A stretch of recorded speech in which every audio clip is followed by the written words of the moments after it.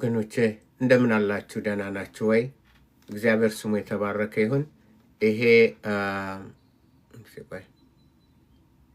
እንግዲህ እንዴት ነው እንትኑን ክሊር ማረገው?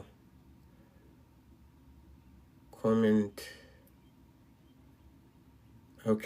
ኤኒዌይ የንጉሥ ሳኦልና የዘመኑ ክርስቲያኖች የሚል ነው። ይሄ ክፍል 4 ነው። እንግዲህ ከመጽሐፍ ቅዱስ በአንደኛ ሳሙኤል ምዕራፍ 28 ላይ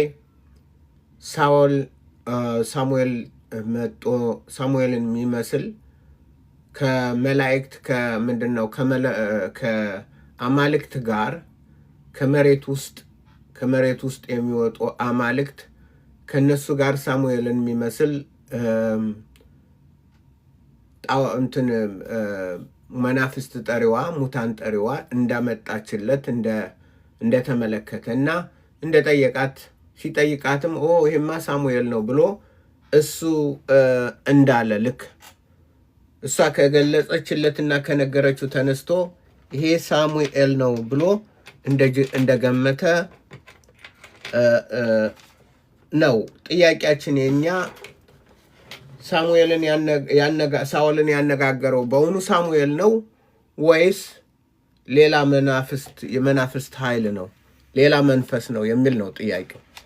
ሳሙኤል ነው ወይስ ሌላ የጨለማው መናፍስት ነው የሚለውን እንግዲህ በመጀመሪያው ክፍል ያንን አብራርቼ እኔ ያልኩት ከእግዚአብሔር ሳሙኤል ሳይሆን እርኩስ መንፈስ ነው።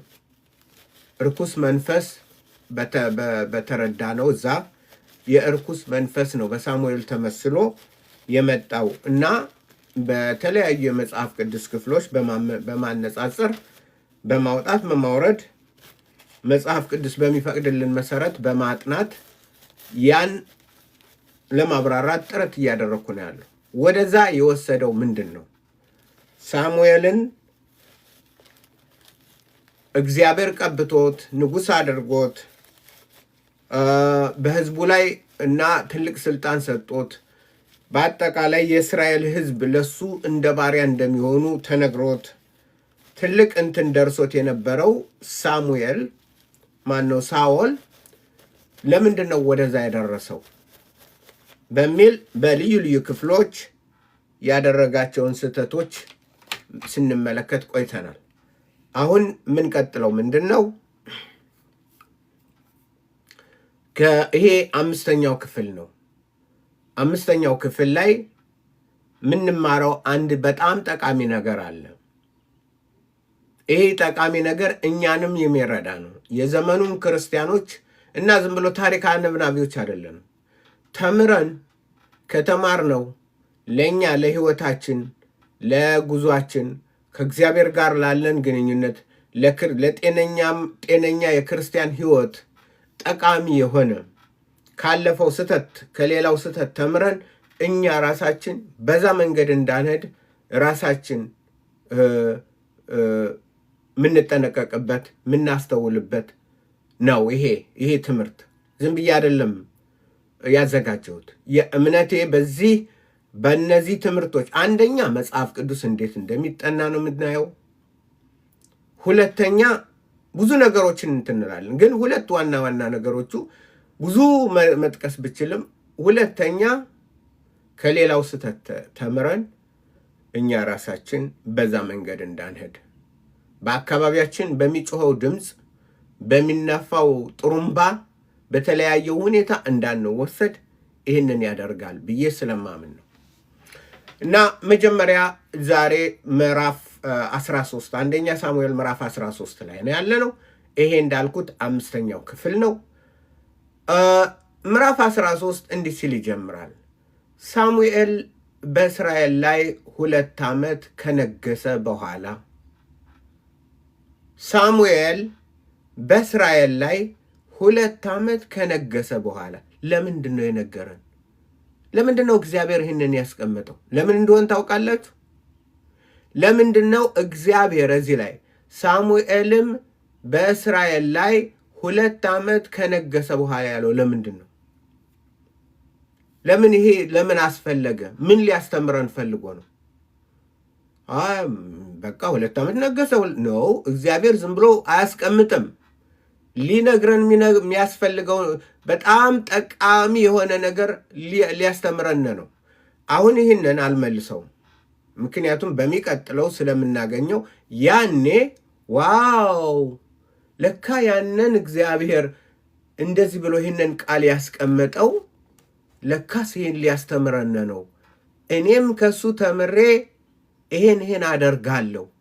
እኔም ከሱ ተምሬ በእንደዚህ አይነት ሁኔታ እንትን እንዳልል፣ ህይወቴ በእንደዚህ አይነት ሁኔታ እንዳይመሰቃቀል፣ ከእግዚአብሔር ጋር ያለኝ ግንኙነት እንዳይበላሽ ይሄን አደርጋለሁ ብለን ወስነን እንትን እንድንል ነው።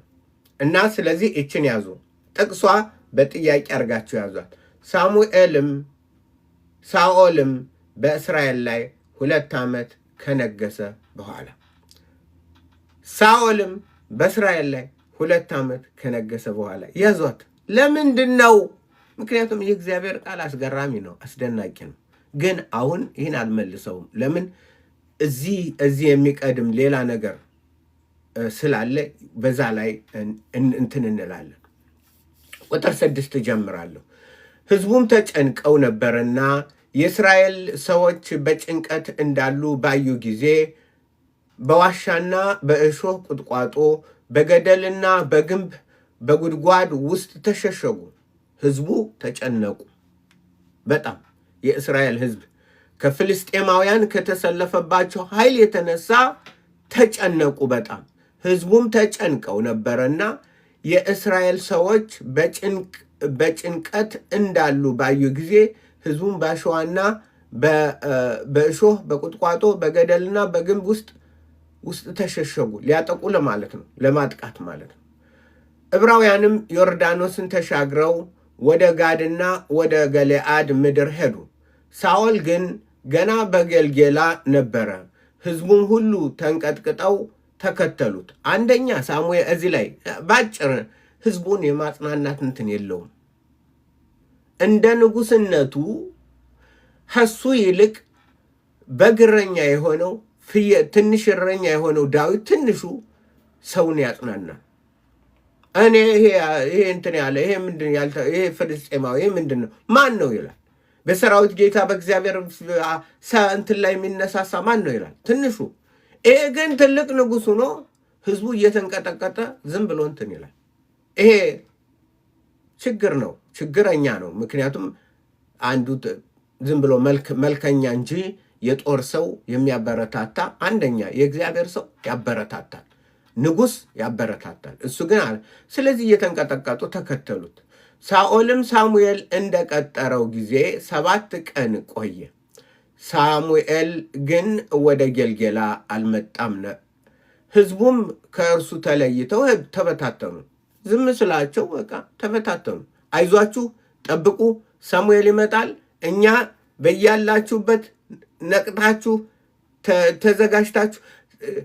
እንዲያው ሌላ ንገራችሁና ሳኦልንና ነህምያን አወዳድሯቸው። ነህምያ በጦር በአንዱ እንትን ይዘ ተነስ፣ ቁም፣ የሰራዊት ጌታ እግዚአብሔር አንተ ጋር ነው። እኛ ኢየሩሳሌምን እኛ እንሰራለን፣ እናንተ ግን በኢየሩሳሌም እድል ፈንታ መታሰቢያ የላችሁም ብሎ ጦሩን ይዞ ህዝቡን ያነሳሳል። ይሄ ግን ተመልከቱት፣ በቃ ህዝቡ ሁሉ ተበታተነ። ለምን? ዝም ብሎ በቃ እንደ ተራ ሰው ዝም ብሎ ነው እንትን ያለው። በጣም ያሳዝናል። ተመልከቱት። አንድ መሪ የሆነ አንድ ክርስቲያን እውነተኛ የሆነ አንድ ወንድሙ እህቱ ምናምን ሲል ምንድን ነው የሚለው? አትፍሩ በሉ ይለሰራል ጌታ እግዚአብሔር አምላካችን። የፍርሃት መንፈስ አልሰጠንም። አትፍሩ፣ ተነሱ፣ ቁሙ፣ ተራመዱ፣ በርቱ። የክፉን ኃይል ይደቁስልናል እግዚአብሔር። እንደዛ። ይሄ ግን በቃ ዝም ብሎ መንቀጥቀጥ ነው እና ትልቁ ችግሩ ይሄ ነው። ስለዚህ ህዝቡ ጥለውት ሄዱ ነው የሚለው። ኦኬ። ሳኦልም የሚቃጠል መስዋዕትና ሳኦልም ሳሙኤል እንደቀጠረው ጊዜ 7 ቀን ቆየ። ሳሙኤል ግን ወደ ጌልጌላ አልመጣም። ሕዝቡም ከእርሱ ተለይተው ተበታተኑ። 7 ቀን ሲሆነው ማለት ነው። ሳኦልም የሚቃጠል መስዋዕትና የደህንነት መስዋዕት አምጡልኝ አለ። ዋት? ሳኦልም መጽሐፍ ተሰጥቶታል አይደል? ባለፈው ክፍል ትዝ ይላችኋል። መጽሐፍ ተሰጥቶታል ምን ማድረግ እንደሚገባው። እሱ የካህናት የሕግ መጽሐፍ ተሰጥቶታል። በሕግ መጽሐፍ መሰረት እሱ የክህነት ስራ የቄስነት ስራ የለበትም። በምንም ባጠገቡም የለም። ለምን እንትኖችን አያስተባብርም? ለምን ሌዋውያንን አያስተባብርም? ለምን እንትኖችን አይልም? እንዴት አይነት እንደሆነ በጣም ይገርመኛል። አምጡና መስዋዕትን እሰዋለሁ አለ። ምን መስዋዕትን እሰዋለሁ? አምጡና መስዋዕትን እኔ እሰዋለሁ። ምን አለ? ዋው! ሳኦልም የሚቃጠል መስዋዕትና የደህንነት መስዋዕት አምጡልኝ አለ። በእውኑ ሳኦል የሚያደርገውን ያውቃል? የሚቃጠል መስዋዕትና የደህንነት መስዋዕት ማን ነው የሚያደርገው? ይህ የኢትዮጵያ ኦርቶዶክስ እኮ ነው የሆነው። የኢትዮጵያ ኦርቶዶክስ አለ። ታቦት ለምሳሌ የእስራኤል 12 ነገዶች አሉ። አንድ ነገድ አለ ለዚህ የተሰ ሌላው ነገድ በዛ ቦታ የለውም በፍጹም። ንጉሥ ኦዚያን መሰዋት የሌለበትን በመሰዋት በማይገባው ንጉሥ ነው የሆነው፣ ካህን አይሆንም። ንጉሥና ካህን የሚሆን አንድ ነው፣ እሱም ኢየሱስ ነው። ንጉሥም ካህንም የሚሆን ያውም ሊቀ ካህን በሰማያት ያለፈ ትልቁ ሊቀ ካህን። ሌላ ንጉሥ ነው አይሆንም። እሱ ግን ንጉሥ ከሆንኩ ማጠን አለብኝ አለ ኦዚያን። ከዛ በኋላ በለምጥ እንዴ የአሮን ልጆች የሌዊ ልጆች እንትን ነው ይሄ እንዲህ ብለው ሕዝቦች ዝም በል አለ። እኔ ንጉሥ ነኝ አለ። ወዲያው ለምጥ መጥተው ወደቀ። ሳኦልም የሚሰራውን ስራ ተመልከቱ። ምን እንደሚሰራ አያውቅም። አምጡና የሚቃጠል መስዋዕት እና የደህንነት መስዋዕት አምጡልኛል። የሚቃጠለውንም መስዋዕት አሳረገ። ዋው! ታያላችሁ። መጽሐፍ ተሰጥቶት ደንቡና ሕጉ ሳሙኤል ባለፈው በምዕራፍ 8 ላይ እንደተመለከትነው ሕጉ ተሰጥቶት መመሪያው ተሰጥቶት የእግዚአብሔር ቃል ተሰጥቶት ወበከንቱ ከንቱ ምንም ትራስ አድርጎታል። መጽሐፍ አላነበበውም፣ አልተከተለበትም። ንጉሥ ነው። ሁልጊዜ ይህን ያንብበው ተብሏል። በሳኦል እንደዛ የለም። በራሱ ግምት መሄድ፣ የመሰለውን ማድረግ በደመ ነፍስ። ስለዚህ መስዋዕት የሚያደርጉ የክህነት እንትን ያላቸው እንጂ እሱ ዘሩም እሱም ማንም ማድረግ አይችልም። ግን አደረገ። ትልቅ ስህተት፣ በጣም ትልቅ በእግዚአብሔር ላይ ንቀት ነው። ምክንያቱም እግዚአብሔርን የምንታዘዘው በሕጉ ነው ወገኖች። በሕጉ እግዚአብሔርን እንታዘዛለን።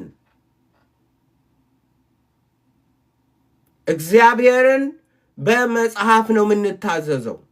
እግዚአብሔርን የማይታዘዝ አመፀኛ ነው። ለእግዚአብሔር ቃል ቦታ የሌለው እልከኛ ነው፣ ሟርተኛ ነው።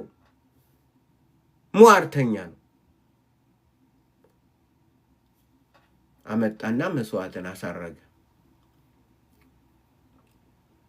ሳኦልም የሚቃጠል መስዋዕትና የደህንነት መስዋዕት አምጡልኝ አለ። የሚቃጠለውና መስዋዕት አሳረገ። የሚቃጠለውንም መስዋዕት ማሳረግ በፈጸመ ጊዜ እነሆ ሳሙኤል መጣ። ሳሙኤልም እንዲመርቀው ሊገናኘው ወጣ። መርቀኝ አለ።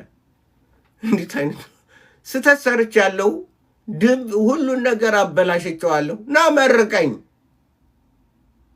አላ። የጴንጤ ነቢዮች ነቢያቶች ታውቋቸዋላችሁ። ወበከንቱ የሆኑ ነቢይነን ባዮች እንደፈለጉ ያደርጉና በቃ በረከት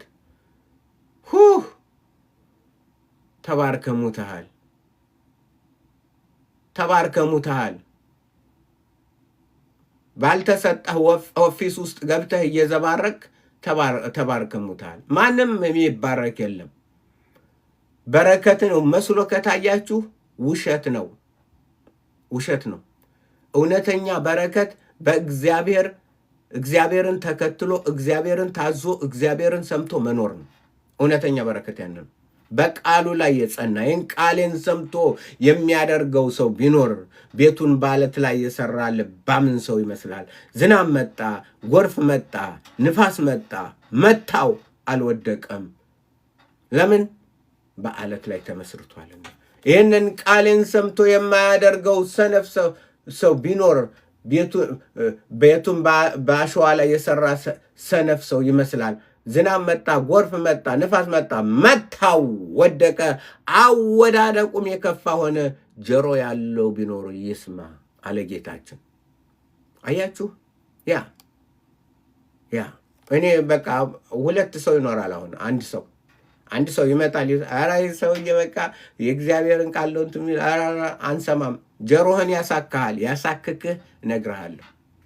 ሩጥን ብለህ እንትን በለው፣ ጥለው ሂድ። አትስማ። እኔ ግን አትስሚ፣ ሂጂ። የእግዚአብሔርን ቃል ግን እነግርሻለሁ። አሕዛብነት እንደመጣ ከነ አሕዛብነቱ ያልተገረዘ ከነ የልቡ ሸፋሸፍት እንዳለ ያለ ትውልድ ነው። አመፀኛ ትውልድ፣ እግዚአብሔርን የማይሰማ በትልቅ ክብር የወደደውን ጌታ ማያከብር። ስለዚህ ምን አረገ? መስዋዕትን አደረገ። ኦኬ መረቀኛል። ምንድን ነው የምትመረቀው? ስንቱን አጥፍተህ ስንቱን እንዴ የሰራኸውን ስተት ትልቅን መጽሐፍ አልተሰጠህም? መጽሐፍ ጽፌ ያልሰጠውህም ወይ? እንዴ መጽሐፍ ተጽፎ ተሰጥቶ የለም። ምትዳራ ኑርበት፣ አንብበው፣ በዚህ ሂድ ተብሎ። ምክንያቱም በዛ መጽሐፍ ላይ በሌዋውያን መጽሐፍ ሲገልጠው ማን እንደሚሰዋ እንግዳ መስዋዕት ያቀረቡ የአሮን ልጆች እንኳን እሳት በላቸው። እግዚአብሔር እስከዚህ ድረስ እንትን የሚል ነው። የተመረጡት እንኳን አላግባብ ካረጉ ቅሬታ የለም። ሊቀ ካህኑ እንደገባ በዛው ይቀራል አለ። በማይሆን ከሆነ በዓመት አንዴ ይገባል። ስለዚህ ሊገናኘው ወጣ። ሳሙኤልም ያደረግከው ምንድን ነው አለ። ሳኦልም ሕዝቡ ከእኔ ጋር ተለይተው እንደተበታተኑ፣ አንተም በቀጠሮ እንዳልመጣ፣ ፍልስጤማውያንም ወደ ማክማሽ እንደተሰበሰቡ አየሁ። ዋው! ይህ ሁሉ እውነት ነው። ሕዝቡን አላነሳሳም፣ አላበረታታም። ዝም ብሎ እሱ እየተንቀጠቀጠ እንትን ሲል ጣጥለው ተዱ። ኦኬ፣ ጠላትም ከቦታል። ሁሉ ነገር አለ። ግን ከዚህ በላይ የሆነውን እግዚአብሔርን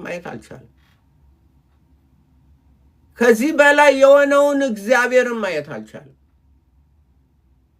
ወደፊት አካፍላችሁን እንትን እናየዋለን። የእሱ ልጅ ዮናታን ግን በጣም የእግዚአብሔር ሰው፣ በጣም የእግዚአብሔርን ድምፅ የሚሰማ ሁሏን ነገር እንደ እግዚአብሔር ቃል ነው የሚያደርገው።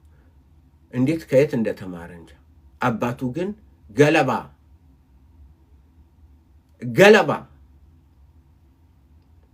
ስለዚህ ሳሙኤል እንትን አለው። ሳሙኤልም ያደረግከው ምንድን ነው አለ።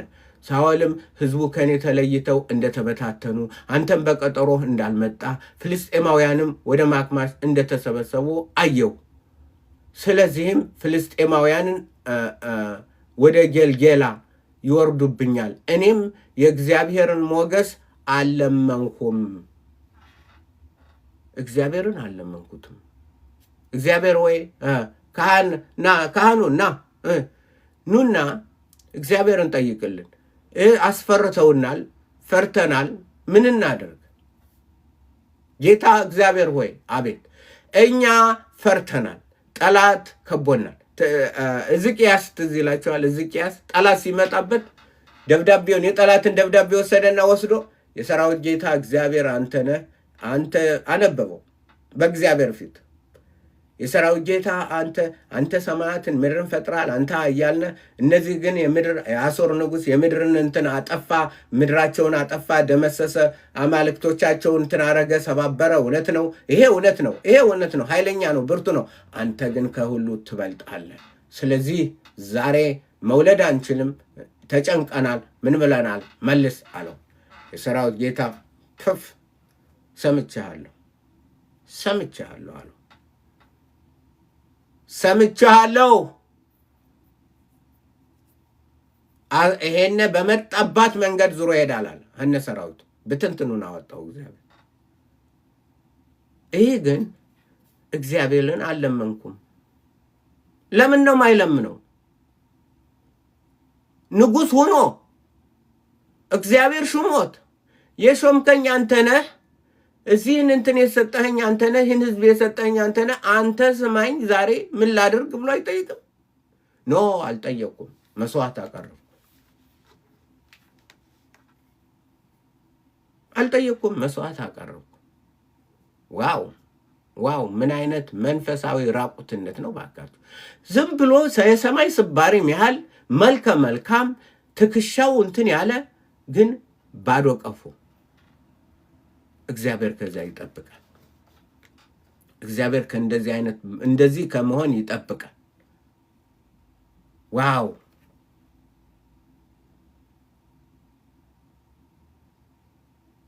ኦኬ። እንደተበታተኑ አንተም በቀጠሮህ እንዳልመጣ ፍልስጤማውያንም ወደ አየው። ስለዚህ ፍልስጤማውያን ወደ ጌልጌላ ይወርዱብኛል፣ ገና ይወርዳሉ። እኔም እግዚአብሔርን ሞገስ አልለመንኩም አልኩ። የእግዚአብሔርን ሞገስ እግዚአብሔርን አልጠየቅኩትም፣ አልለምንም አልኩ። ስለዚህም ሳልታገስ የሚቃጠል መስዋዕት አደረግኩ። ትዕግስት የለኝም፣ መታገስ የለም፣ መለመን አያስፈልግም። ምን አይነት ኳሊቲ ነው? ክርስቲያን እንደዛ ነው እንዴ? ጌታ ያስተማረን ግን እንዴት ነው? ለምኑ፣ አንኳኩ፣ ፈልጉ፣ እግዚአብሔር አምላካችሁ ይመልስላችኋል። ሁልጊዜ ሳታቋርጡ ጸልዩ፣ ሳታቋርጡ ከእግዚአብሔር ጋር። እንደዚህ ነው የተባለው ዛሬ ለእናንተና ለእኔ። ይሄ ግን ያ መጽሐፍ ተሰጦት መጽሐፍ በሱ ዘንድ ምንም አልሰራ። መስዋዕት አቀረበ። መደረግ የማይገባ ፈጽሞ እረኞችን ማያደርጉትን ንጉሱ አደረገው።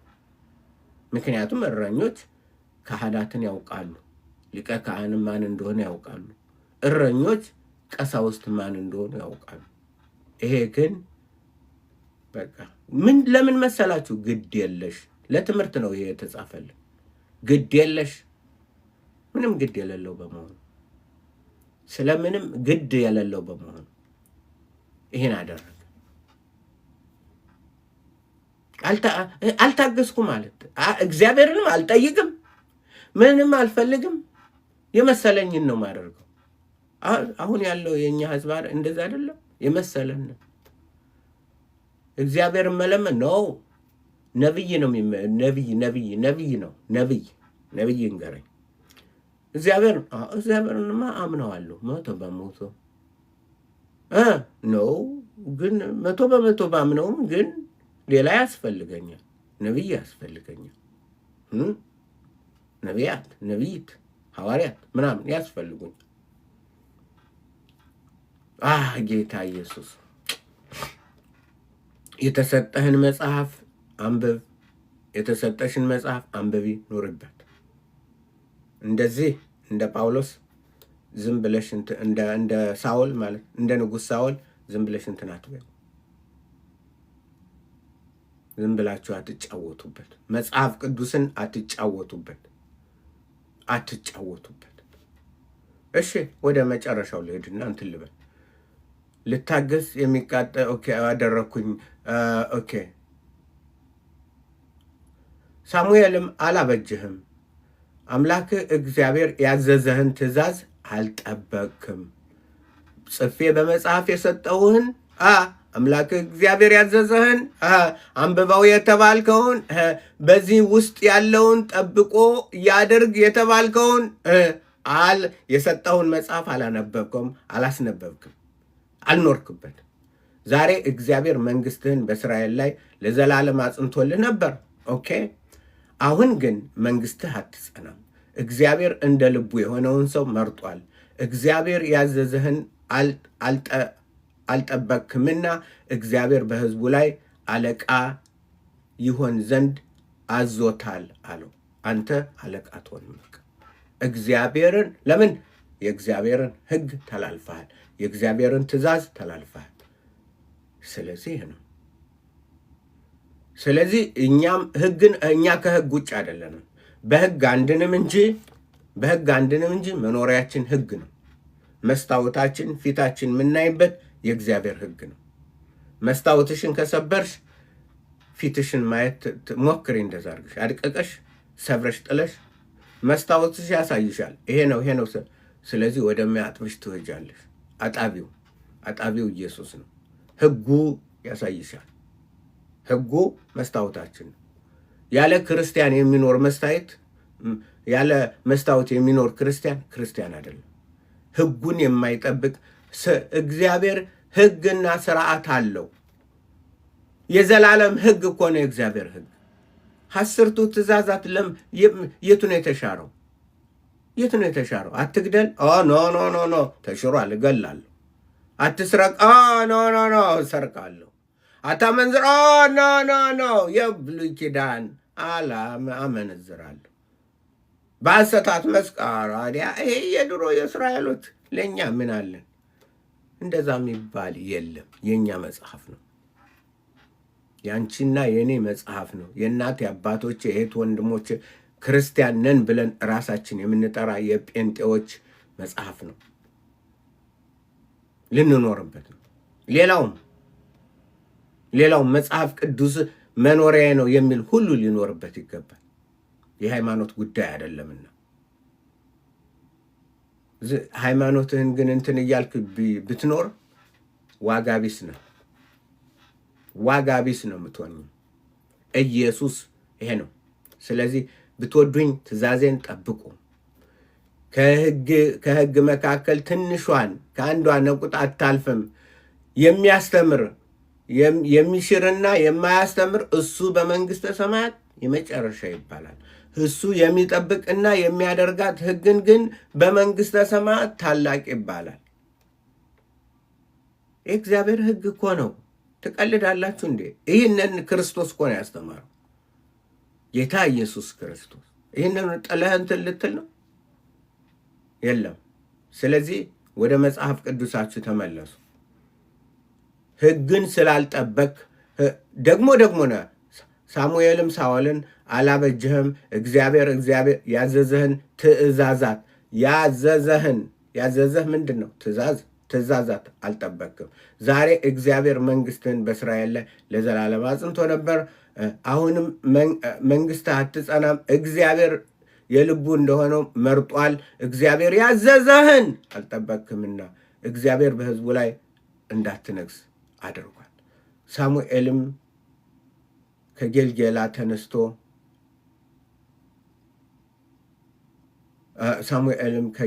ተነስቶ መንገዱን ሊሄድ የቀሩትንም ሕዝብ ሳኦልን ተከትለው በፊቱ ሰልፈኞችን ሊገናኙ ሄዱ። ከጌልጌላም ተነስተው ወደ ብንያም አገር መጡ። ሳኦልም ከእርሱ ጋር የነበሩትን ሕዝብ ቆጠረ። 600 የሚያህሉ ሰዎች ነበሩ። ኦኬ።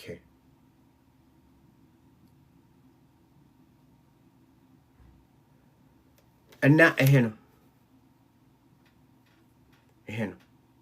በእግዚአብሔር ላይ ምን አደረገ? አመፃን አደረገ። ስለዚህ እግዚአብሔር አነሳበት፣ እግዚአብሔር ወሰደበት። እግዚአብሔር በቃ ለምንድን ነው የሰጠሁን መጽሐፍ አላነበብክም? እዚህ የምንማረው የሰጠሁህን መጽሐፍ አላነበብክም፣ አልኖርክበትም። ስለዚህ ጥፋት ይጠብቃል። ጥፋት አንተ ካሁን በኋላ በእግዚአብሔር ዘንድ ቦታ የለ። አሳዛኝ። ይሄ ነው እንግዲህ አንዱ ውድቀት ይሄ ነው። በሚቀጥለው ሌላ እንትን ይዤ እመጣለሁ። ይሄ 5ኛው ክፍል ነው። 6ኛው ክፍል ሌላ አሁንም እንቀጥላለን። ፕሊስ መጽሐፉን አንብቡ፣ አጥኑ፣ ተመልከቱ፣ ወደ ጌታ ተመለሱ። ግራ በሚያጋባ በዚህ በጴንጤ ግራ በተጋባበት በዚህ ዘመን ክርስቶስን ፈልጉ። ጌታ ኢየሱስ ክርስቶስ አልተለወጠም። እኛ ብንለወጥ እሱ አይለወጥም። አሁንም እሱ መድኃኒታችን ነው፣ ተስፋችን፣ ኃይላችን ነው፣ ብርታታችን ነው። በእርሱ እንገባለን፣ በእርሱ እንወጣለን፣ በእርሱ እንመላለሳለን። እሱን እንወዳለን። ስለዚህ ይሄ ነው። በነፃ ነው ይህን ማስተምር። አንድም አበባህንም አልፈልግም፣ ምንም አልፈልግም። ስማ፣ ኢየሱስ ነው። ኢየሱስ ያስፈልጋል። በዚህ ዘመኔ ሁሉ ሳገለግል ከማንም አልለመንኩም፣ አልለምንም። ለምን? እሱ ውበቴ ነው፣ እሱ ገንዘቤ ነው፣ እሱ ሁለንተናዬ፣ ምግቤ ነው። ጌታ ኢየሱስ ጌታ ነው። ስለዚህ ሸቃጮችና እንትኖች በነገሱበት በዚህ ሌቦች፣ ሰውን ዘራፊዎች፣ ገንዘብህን አምጣ፣ ገንዘብህን ጣል፣ ገንዘብህን እንትን እያለ በሚዘርፉት በዚህ ዘመን በእግዚአብሔር ቃል ጸንቶ የሚኖር ያስፈልጋል። በእግዚአብሔር ቃል ሁሉን ነገር በእግዚአብሔር አድርጎ የሚኖር እግዚአብሔር ይፈልጋል። ስለዚህ ይሄ ነው ለዛሬ ያለን። በርቱ። ጌታ በነገር ሁሉ ያበርታችሁ። በሌላ ፕሮግራም እስክንገናኝ ደህና ሁኑልኝ ባይ